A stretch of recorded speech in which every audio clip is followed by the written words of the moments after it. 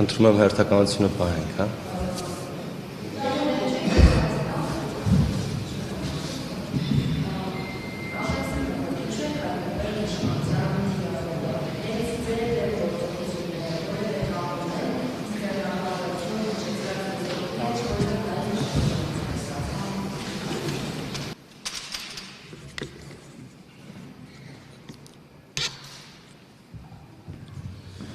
Գիտեք, հիմա ձեր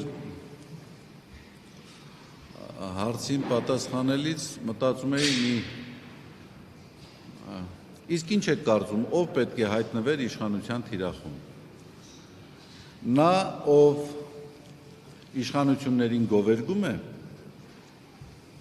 ասենք տարօրինակ չէր լինի, որ ասենք իշխանության թիրախում հայտնվեին մեր մտավորական, հոգևոր, հասարակական շրջանակի այնպիսի մարդիկ, ովքեր կուրծք պատռելով իշխանության քաղաքականությունն են գովերգում։ Ես կարծում եմ այդ հարցի պատասխանը շատ հստակ է։ Ես Ծիծեռնակաբերդի ելույթի հետ էլ չեմ կապում դա, ես չեմ կարծում, որ այնտեղ ինչ-որ առանձնահատուկ շեշտադրումներ եմ արել, ես արել եմ այն, ինչին հավատում եմ,